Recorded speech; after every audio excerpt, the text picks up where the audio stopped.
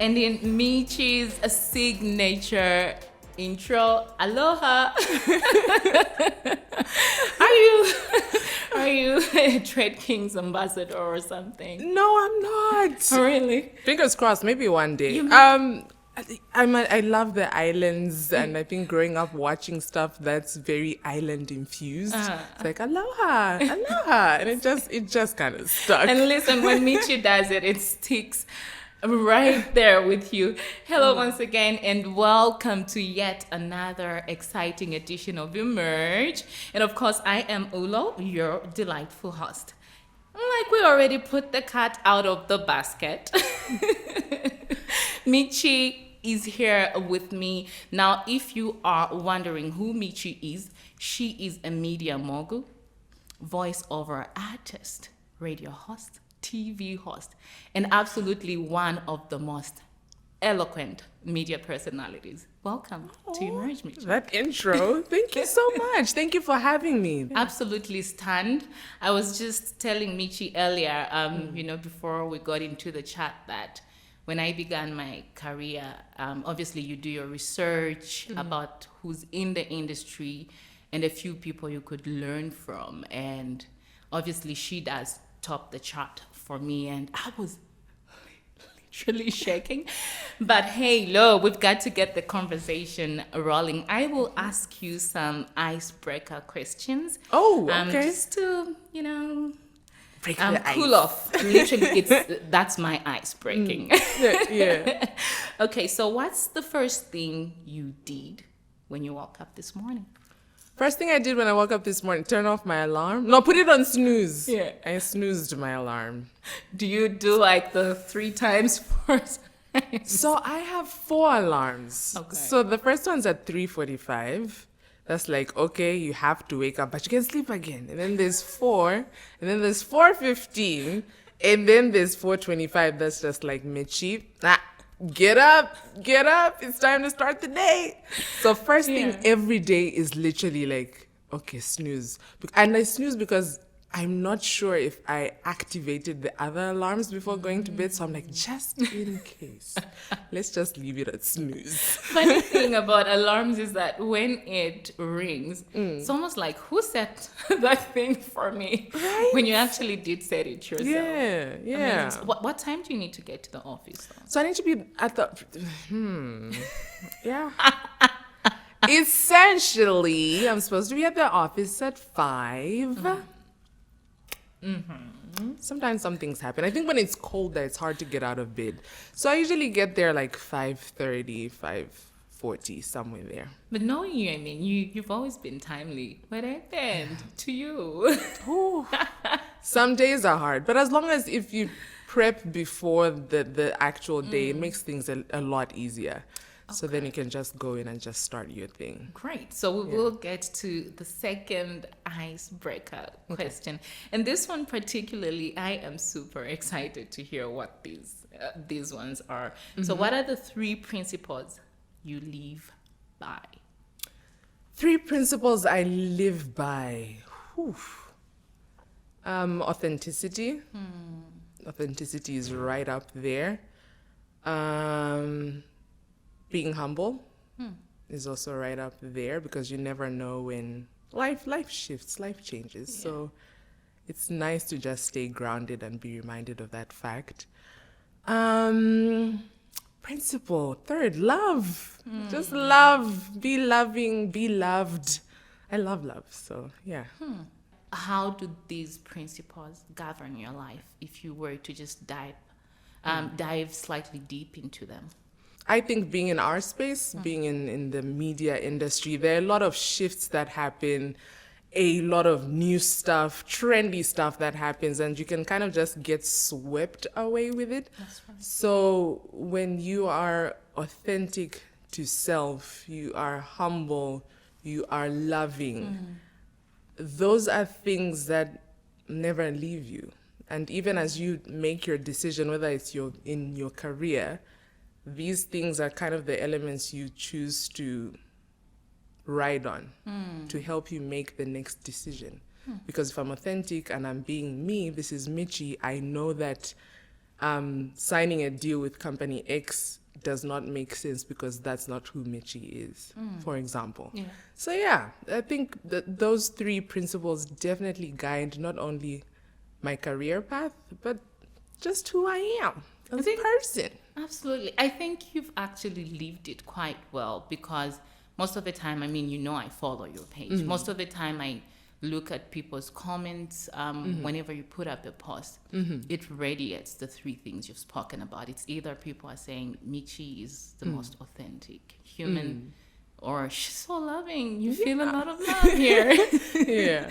But and I'll take it slightly to where I began our conversation off. I said earlier that when starting off, I obviously looked up who I could get inspiration from or just practically learn how it is currently being done while I, you know, position myself authentically, like you said. And when I came across your content, I was like, damn, this girl is gifted. Now, what would you personally say your gift is and how do you identify it? Personally, my gift, it's a bit hard to pinpoint, but I think at the core of it, it's people. I'm a people person. So I'm a people person that loves people. I love people. I love to serve people. I love learning about people. So that's the base of it. And the fact that I'm able to have a conversation with a stranger, or I think some of the most crazy incidences where I'm on a bus or I'm on a plane and then somebody next to me who I'm meeting for the first time tells me these deep stories about themselves, and they're like, I was in an accident and then I'm getting married, and I'm just like, you have literally told me like the biggest elements of your life, and all I said was, hi, how are you? So I think it's a mixture of things. The fact that people are comfortable enough to have conversations or to be in my space and vice versa, I rarely feel unable to be around people. If I do, then there's just something that's just off somewhere. So I think at the core of it, it's really people, because when we break it down and we look at some of the things that I do, a lot of them are people-centric. So I think people. Yeah. And I mean, I agree with you because I remember one time having an incident with you when we were on the production of Tuvange Lifestyle. Yeah. You came in a little bit early that day, and obviously you were always early, but it was like much earlier, I think. For some reason, we meant to shoot later. So you had come in and we were seated in should be the lounge. Yeah. And we just kicked off a conversation and we spoke about so much. We spoke about marriage. We spoke about a couple of things. Yeah. And there was this space that was very comfortable with just conversing. And I mean, I could agree with people opening up a little too much with you. There is that aura. However, how have you then coined, because you mentioned earlier that this then relates to what you do. How then did you identify and turn it into a career?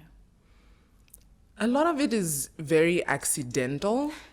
And I want everybody to know that a lot of what I do is very accidental. It's crazy how everything just sort of happens almost automatically. My academic background is law. I'm a lawyer, and then I studied the BCom degree in marketing. But the accidental part. It's the papers, guys. Just a moment for that. I wasn't going to let it slide so easily. Sorry, please carry on. Yeah, so it's that, because of my modeling background, introduced me to media. And it's like the media, then you're having conversations with certain people and they're like, oh my gosh, your voice. Let's do voice over acting and learning how to do adverts, and then that also now breaks into let's learn how to do scripts, and then oh my gosh, I can actually have my own studio. So it's been like an accidental journey. But I guess it's accidental from my perspective, but of course God has the ultimate plan for our lives. So I think it's just been one thing leading to the other. I don't know if I've answered your question. I'm curious to know though. Yeah. When did the modeling happen? Did it happen while you were studying, or was it after? I would like to just understand the dynamic shifts with regards to the law and the marketing. I mean, these are big guns. Well, marketing does relate a little to what you're doing. So when did the modeling happen? And then obviously you ventured into the media. The modeling has been the one thing that I've done the longest in my life. Yeah. Really? Yeah. I've been modeling since I was 4 years old. So since I was 4 years old. Where do 4-year-olds model, Michie? Believe it or not, there's places for 4-year-olds to model. So I used to do little shows for my mom, her friends. I'd wear her shoes and have her wigs. And I was obsessed with watching models, like whatever tapes I could find. My mom had model friends and had tried her hand at modeling. She had actually gone pretty far. So my mom was the initial introduction to modeling for me, and my mom's friends, because they were like supermodels of that time. Shout out to Auntie Shirley. Oh, really? They were like, you know, these supermodels. Yeah. And so, yeah, modeling since I was 4. But of course, the bigger pageants started happening later in life. I took part in pageants throughout high school, primary school, uni. I was Miss Mulungushi University 2010. Of course, the big one was Miss Zambia 2014. And then being Miss Zambia then meant doing a lot of interviews for TV, for paper, for radio. And I think it was around that time when people started saying, have you considered this other angle? But I was like, me? A DJ? Why not? There's this thing. Yeah. I just felt like it wasn't my world. Like, that's not me. But the more time passed, the more I realized that I was losing passion for what I was doing at the time. Then I was like, you know what? Let's pack up and try this radio thing. And then radio led to TV. TV led to everything else. Yeah. Oh, wow. And you do it so gracefully. It's almost as though you look at somebody doing a million things. Yeah. Because you know there's this chaos with almost being a jack of all trades and trying to juggle so much. However, you make it seem so effortless. So then when I know you've gotten into the industry now and you've found your space, you've solidified your place. I mean, you are media mogul. At what point from modeling, obviously into radio, at what point do you decide, let me diversify my gifts? I've always been the type of person that I'm grateful to have a family that encourages everything that I've done. Actually, I thought you come from an academic family. I do, yeah. But that's the trade-off. Okay. My parents were like, go to school, do this, and then you can do whatever you want on the side. So that was kind of a bargain that had to happen. As long as your school is not affected, your grades are still good, we'll support whatever it is. I've been a rapper, I've been a singer. Michie B. What's going on? Do you want to give us a line real quick before we get into it? No, we killed Michie B. Michie B's been dead for a long time. But I'm basically just trying to show you how supportive my family and the people that I have in my corner are. When it was music, my mom said, you know what, find the best studio, how much it will cost, go. Not you. Do your thing. Bargain stuff. It was, no, but that's the thing. And I stopped because I didn't look like a rapper. Because I was still very much me. Maybe one day we'll go back. But anyway, I digress. So having that support system, knowing that regardless of what I try, I will still have someone supporting this ridiculous dream kind of helped. Radio and TV were a bit iffy for my family because they were like, we don't know how sustainable it is. Are you going to be able to live off of it? So those were the concerns, not necessarily that I couldn't or I was not allowed to do it, but just how viable is it in the long run? And yeah, so when you have that space, when you have that background, for me, it makes it easier to try new stuff. So then my interests are what guide what to get into, because then I know it's going to be natural and it's just going to flow and it won't feel like work. Yeah, that's very So, true. yeah. Absolutely. Now you mentioned something really important about, your parents allowing you to explore your gifts and, Yeah. Just them being supportive, just go mess up, it's all right. We'll fix it. Yeah, they're like, you're young. When it fails. Yeah. However, I know that your gifts have worked in your favor, but then what is it that you've done to ensure that, your gifts work for you? Because gifts alone are not enough. It's being honest. A lot of honesty has to go in it. You have to be honest with what's working, what's not working. Is this still serving me? Is it still serving others? I think those questions and just allowing yourself to be truthfully introspective do help a lot.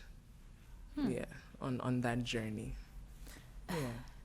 Yeah. It's a little bit difficult to dissect, especially in an industry like ours, because when starting off, sometimes your journey might not look like mine, and vice versa. So at what point do you actually discern that, look, this is serving me, or I'm actually flourishing in this particular gift, and I should probably just pace on a little bit and, be just a little more persistent. How do you differentiate the two?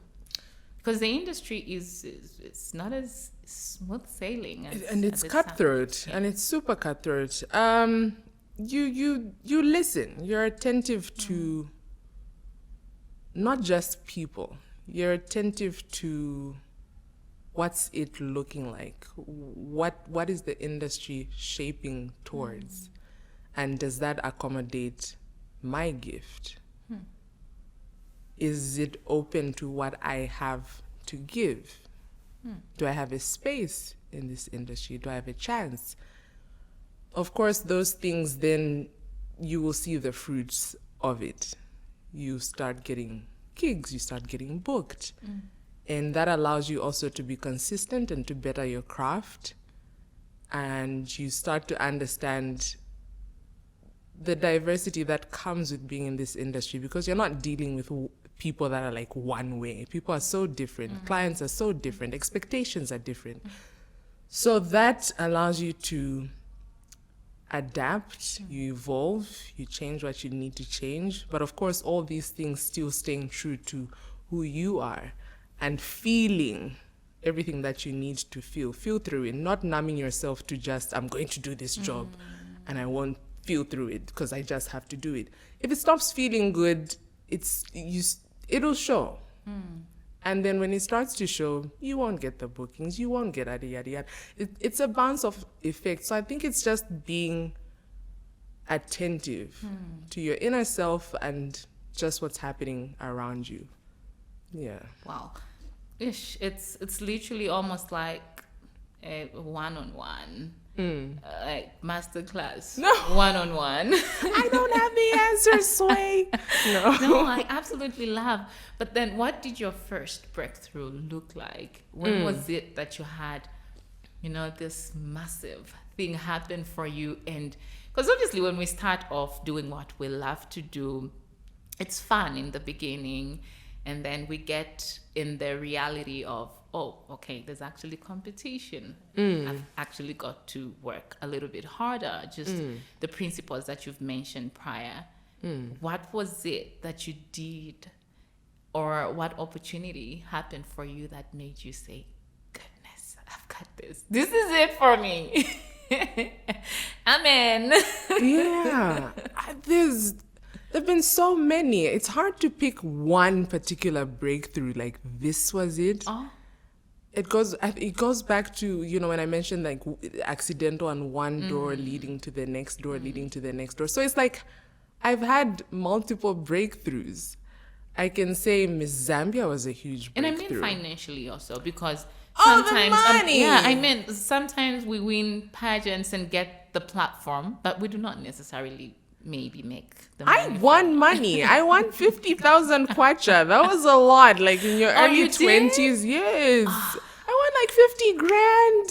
I had like a hair sponsor for like 2 years. What did you do I with had the money? Girl. It's like a lot. A second Okay. drama. It looks like a lot, but and when you're 20 something, it's like honey.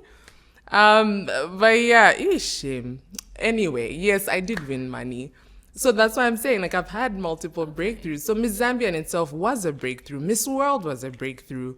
Miss Africa was a breakthrough.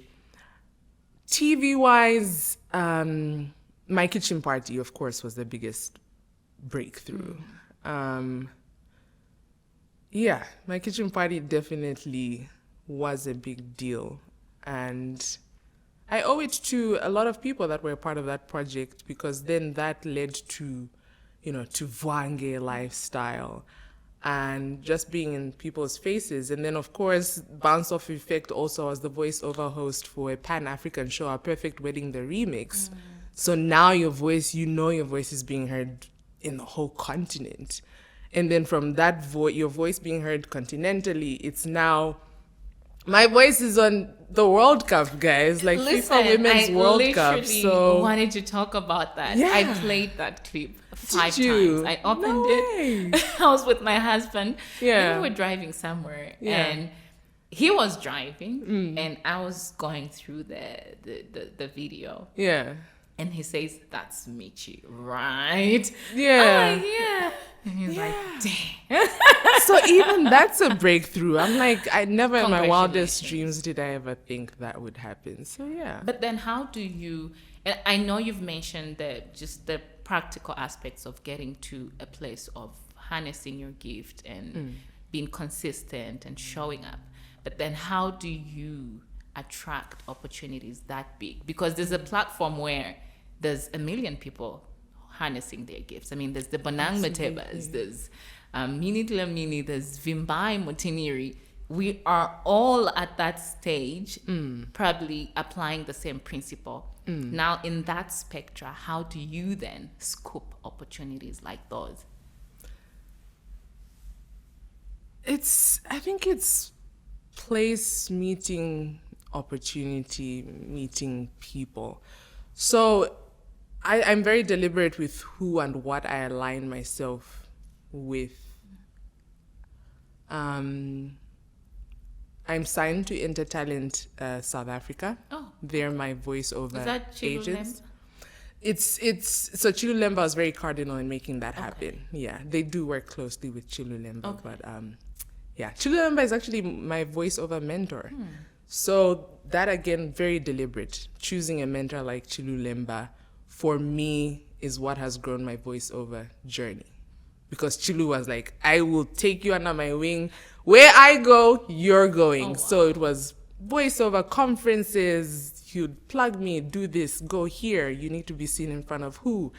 Intertalent South Africa, he was like, I've recommended your name. Oh, wow. Prepare this for me so that we send over your samples. And just like that, I was signed. And their systems are so well in place that when you get a job, it's good. It's nice. So they're behind, of course, getting me the World Cup gig. I don't think they were going to afford Bonang, just saying. Oh, girl, listen, that's the World Cup. Yeah. That's the World Cup. Yeah. I'm absolutely proud of you. Oh, thank you, Olo. I'm proud of you. I'm curious, actually. Thank you. I'm curious to know how did the World Cup gig happen? Yeah. You received a call. I received a call. Of course, they were working with an agency that wanted, they asked for a couple of samples of, they wanted a female voice. Okay. Preferably African. And yeah, so I got on a video call with one of the ladies that was running it. I think her name's Sarah. And she was like, sure, let's record. And Just like that? Just like that. And I said, okay. So again, when I go back to opportunity and place, there are a lot of things that you can do that help push things along. So with gigs that I get through Intertalent South Africa, for example, having a studio at home helps tremendously. Okay. Because then they pick up the phone and they're like, oh, okay, you have to add in a Budweiser link, or you have to add in this, and you can't really be like, I need to now get up, go start looking for a producer, da da da da da da. So being able to make other people's jobs easier also helps along the way. If your production manager, I need to do my part as talent on set to show up on time, try not to be problematic, to make your job easier, because then people are like, we like working with Michie because, it's not a problematic space to be in. But I don't think there's an answer it's not a one answer fits all. There's a lot of luck in it. There's a lot of grace in it. There's a lot of failure in it. I failed at so many things. I fail at so many things every other day. But you just have to keep going. Get up and keep going. Which is actually interesting, because that was literally, as you spoke, I was wondering, do you ever fail? And what do your failures look like? I fail, and I fail hard. Like you feel like a fly that has been thwarted by something. But of course, people don't get to see our failures. They only see... I try to show that I fail or I have my bad days, because people need to understand that you're human and there's a balance to things. And that's the problem I have with, especially now, the social media era. It's we're not saying let's encourage failure. However, let's encourage people that it's possible to fail. Failure is inevitable. However, this is how you move to the other side of success. Would you pinpoint just one area, where you failed, and what did that look like for you? And how have you had to pick yourself back? One area I failed, I think the music, because I love music. I love music through and through. Music was a hard thing to let go of, and I don't think I've completely let it go. Have you done one single song? I did. I recorded 4 songs. You did? Yes, and they got radio play. Shout out to Sunny. They got radio play. I have that prior. Eric, we need to add the songs in this footage. You will not find them. You will not find my music anywhere, and that's the crazy part. I have it. So talk to me nicely.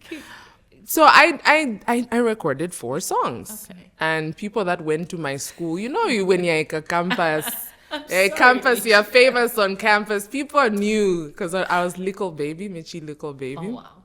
So I did have songs with features even. Fun fact, my dad tried to get me a feature with Redlin, so. Are you serious? My family supports everything it never I worked. do. Did it? No, I think he called me and he was like, I've talked to Redlin, so and I was just like, oh, okay, cool. And then it never really worked. And my dad is late now, shame me, so rest in peace. May his soul rest in peace, really. He does, mostly when you bring him up in your conversations, he does seem like, this present man that had great impact. Great guy. Great guy. I would like to know, though, at the time he died, how old were you, and did he see the transition in your life? I was 21. Okay. The last birthday party he ever threw for me was my 21st.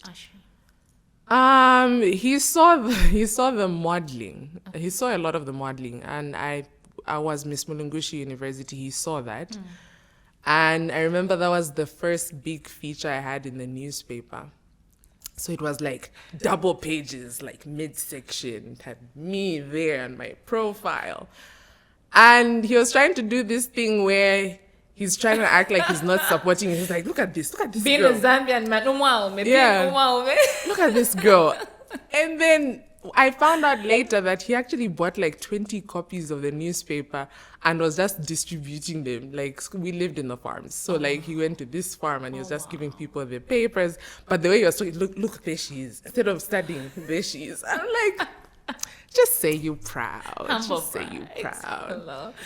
But yeah, the modeling thing, I was trained by Michie Banda. My dad sat down with Michie. He was like, what's my daughter going to be doing? So my parents have been very involved with everything that I've done. And this actually, to me, looks like parents, guardians, and whoever it is that has responsibility over a child must take up that responsibility and, ensure that they harness the dreams, the gifts, the gods of, children that are under them. However, Absolutely. I am curious to know, why you particularly chose to do away with your law practice into just pursuing this full time. So I realized that I went into law with the wrong reasons. I was a fan of Ali McBeal, Boston Legal. So I thought that's what, it was all about, like the dramaticness, the theatrics, like I object and storming in. And so then we had to go, of course, part of the study is you start going to court. And you're sitting through these court sessions. And I'm like, it's this slow? No one's barging in. No one is yelling. No one is crying and screaming. Like, this is it? This is it, literally.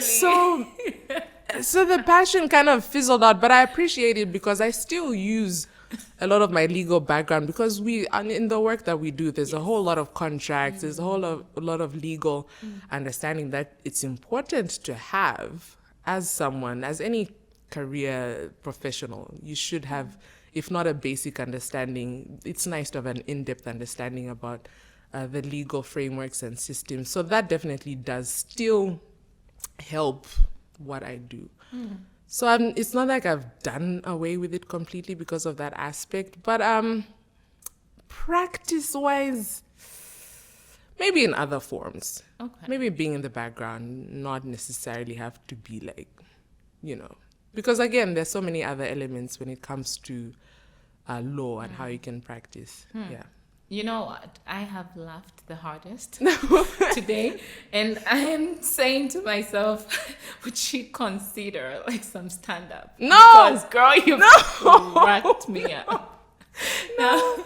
Literally, this being a very happy, exciting, and I think my most loved. I'm not being biased. Yeah. I'm not being biased. My most loved. I've cracked up. I haven't cracked up in such a long time.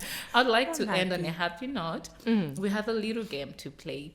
Ooh. Would you please open that little goodie bag? Oh, this? Yes. It looks so pretty. What is it? Pick a coins chain. Okay. How many balloons can you blow in 30 seconds? I was wondering, like, why are they balloons? Blow to what? To what capacity? Am I blowing now? Size, yes. I'm blowing now? Yes, so you have I'm blowing 30 and tying? Am I blowing yes, like the the so traditional competitive, way. you guys. This is crazy. Do we have thread close by? Mary, Has anyone won? No, I can MacGyver you it. can MacGyver? Has anyone else done this? Something different. They popped balloons. Because I want to know if I have the best time. Can someone else come and do it so that we find out who did it better? Yes, I will put somebody up to the challenge. Do we have a timer? Do I just start? Yes, we do. What time is it? Our 30 seconds starts now. Oh! 1, 2. Don't put pressure! 3, 4, 5, 6, 7, 8, 9, 10. Ah, 11. Ulo, you're going too fast. Those are not seconds. I don't know what those are. But you didn't actually tell me how many you could blow in 30 seconds. What? 30 seconds. Poop, poop, No! poop, poop, poop, poop. How many was that? Okay. Let's count them. Okay. It's not too bad. Nice. So I actually fine. wish you could carry them for your nephew if you do not mind. Maybe Can you'll I help. carry them? Yes, please. Okay, I don't know if he's over balloons. No, he's not over balloons. He's 9 now, so he's like transitioning to being cool. I think it would be a kind gesture, especially when you show him the effort that went into blowing those balloons. I blew them in 30 seconds. Well, Just Michie, for thank you so much. Thank I you so absolutely much, loved this conversation, and I wish you all the best. Aww. I'm looking forward to seeing more Wild Cup ads, more wild, stage opportunities for you. You absolutely deserve, and you are representing our country in the highest esteem. Thank you so much, and I wish you the absolute best. I mean, you. girl, look at you. Thank you. Thank Yeah. you so much. Thank you so much for joining today's conversation. And obviously, you know what I always say, if there is anything that you want to do, if it stands right and serves purpose, then go do it.